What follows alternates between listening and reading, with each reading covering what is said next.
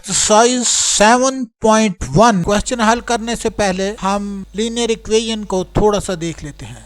Linear equation is one unknown variable x is an equation of the form ax plus b is equal to 0। Linear equation इस तरह की form में लिखी हुई होती है ax plus b is equal to 0। काफी detail भी बताई जा सकती है, तो फिलहाल हम इसकी डेफिनेशन पे ही इत्तेफाक करेंगे क्योंकि इतना ज्यादा आपके कोर्स में सिर्फ है नहीं, हम सिर्फ सवाल करने पर ज्यादा तवज्जो देंगे।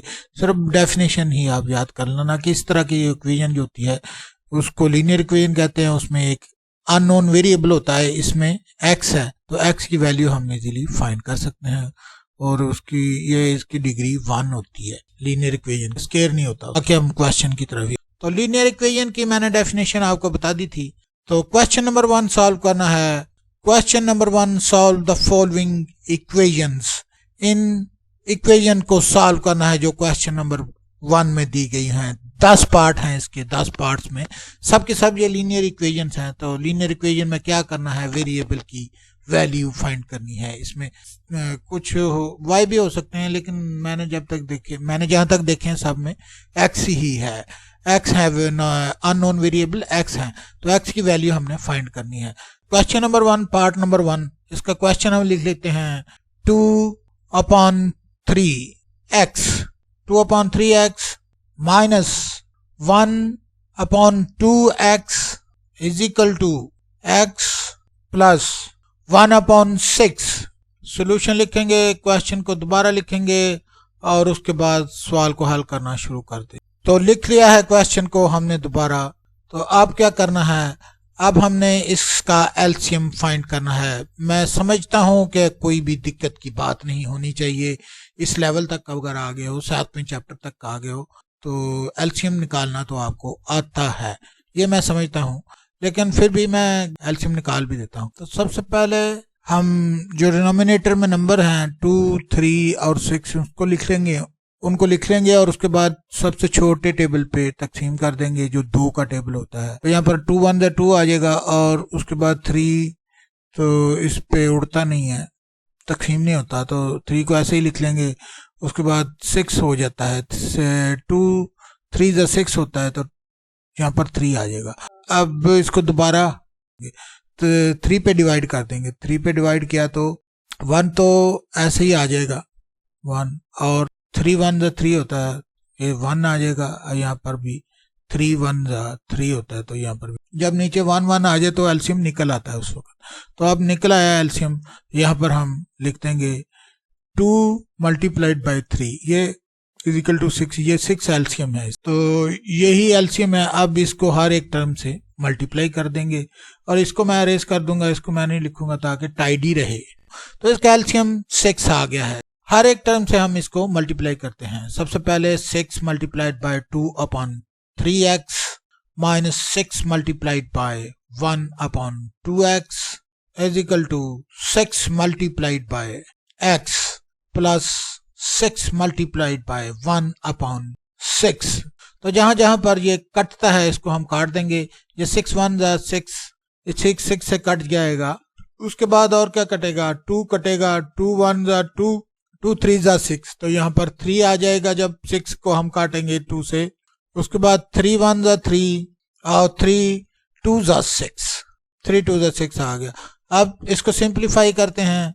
ये 2 और ये 2 आपस में जब मल्टीप्लाई होंगे तो 4x आ जाएगा, और ये 3 और ये वाला 1 जब मल्टीप्लाई होंगे तो माइनस का x आ जाएगा। यहाँ पर माइनस है इसलिए माइनस का x आएगा। उसके बाद 6 जब x से मल्टीप्लाई होगा तो 6x आ जाएगा, और यहाँ पर सिर्फ 1 रह गया है, ये तो कट गए हैं, यहाँ पर +1 आ जाएगा। तो यहाँ पर हम लिख देंगे +1, और साथ ही ये वाला जो इस तरफ था इसको हमने ट्रांसपोज कर लिया है इस तरफ।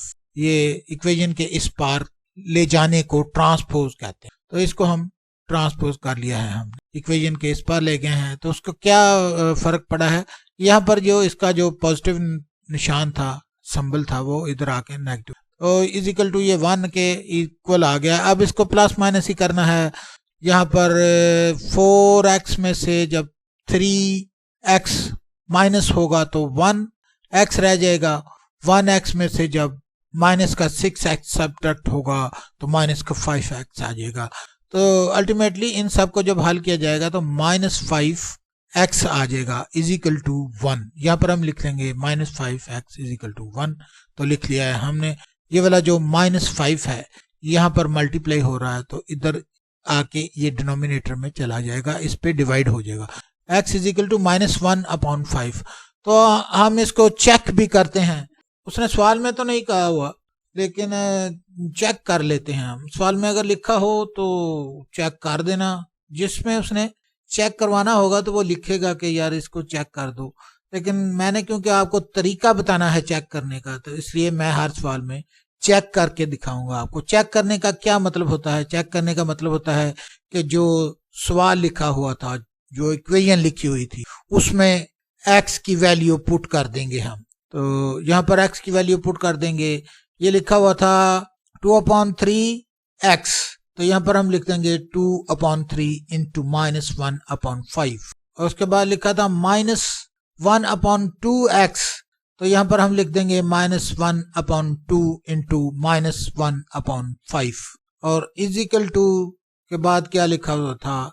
इजिकल टू के बाद लिखा हुआ था x प्लस 1/6। तो यहाँ पर x की जगह पर हम -1/5 लिख देंगे और प्लस 1/6 जो पहले लिखा हुआ था उसी तरह ही हम लिख देंगे। अब इसको अब चाहो तो लेफ्ट हैंड साइड और राइट हैंड साइड के तरीके से भी हल कर सकते हो और सीधे सीधे भी हल कर सकते, सीधा सीधा ही हल कर लेते हैं। ये 2 इससे मल्टीप्लाई होगा तो 2 आ जाएगा, और ये 3 इससे मल्टीप्लाई होगा तो 3 5 जा 15 होता है, तो 2/15 आ जाएगा। और ये माइनस का होगा क्योंकि यहाँ पर माइनस, तो ये आ जाएगा -2/15 आ गया। अब इसी तरह ये वाला माइनस का निशान इस माइनस के निशान से जब मल्टीप्लाई होगा तो ये प्लस आ जाएगा, और ये वाला 1 जब इससे मल्टीप्लाई होगा तो 1 आ जाएगा। 2 जब 5 से मल्टीप्लाई होगा तो 10 आ जाएगा। 2 5 से 10 होता है तो 10 आ जाएगा। इसी तरह अगली साइड पर भी -1/5 हम लिख देंगे और प्लस 1/6 लिख देंगे। क्योंकि हम अलग-अलग कर लें तो इनके एलसीएम भी अलग-अलग ही हम लेंगे। यहाँ 15 और 10 का एलसीएम जो हमने लिया है तो ये 30 आ गया है। वो जो तरीका बताया था उससे आप एलसीएम निकाल लेना। उसके बाद क्या करते थे, 30 को 15 पर जब डिवाइड किया गया तो 15 2 30 होता है, तो 2 जवाब आएगा। 2 को इससे मल्टीप्लाई किया गया तो 4 आ जाए। यहाँ माइनस का 4 आ जाएगा, तो यहाँ हम लिख लेंगे -4। इसी तरह 30 को 10 पे डिवाइड कर देंगे तो जो जवाब आएगा 3 आ जाएगा। 3 को इससे मल्टीप्लाई करेंगे तो 3 1 3 होता है, यहाँ पर भी 3 आ जाएगा। इसी तरह इस तरफ भी एलसीएम 30 आया है। 5 और 6 का एलसीएम निकाला तो वो भी 30 आया है। इस तरह इसको हल करेंगे। 30 को 5 पर डिवाइड करेंगे तो जो जवाब आएगा वो 6 आ जाएगा। 6 को इससे मल्टीप्लाई करेंगे 1 से तो माइनस का 6 आ जाएगा यहाँ पर, तो हम लिख लेंगे। और उसके बाद 30 को अब 6 पे डिवाइड करेंगे तो 5 आंसर आ जाएगा। 5 को इससे मल्टीप्लाई करेंगे तो यहाँ पर भी 5 प्लस का आ जाएगा, तो लिख लेंगे हम प्लस का 5। अब इसको माइनस का 4 और प्लस का 3 जब आपस में सब्ट्रैक्ट होंगे तो माइनस का 1 आंसर आ जाएगा। यहाँ पर हम लिख देंगे -1/30। और इस तरह इधर भी माइनस का 6 और प्लस का 5 जब आपस में सब्ट्रैक्ट होंगे, माइनस का 6 और प्लस का 5 जब आपस में सब्ट्रैक्ट होंगे तो यहाँ पर भी जवाब -1/30 ही आएगा। तो यहाँ पर हम लिख देंगे -1/30। तो ये तो दोनों साइड पर एक जैसा ही जवाब आ गया। तो यहाँ पर ये तो दोनों बराबर आ गए हैं। अब हम इसको लिख सकते हैं कि ये वाला जो सोल्यूशन है ये ट्रू सोल्यूशन है। ये ट्रू सोल्यूशन है तो इसको हम सोल्यूशन सेट की फॉर्म, ये ब्रैकेट डाल के उसको हम लिखेंगे -1/5 जो कि x की वैल्यू थी।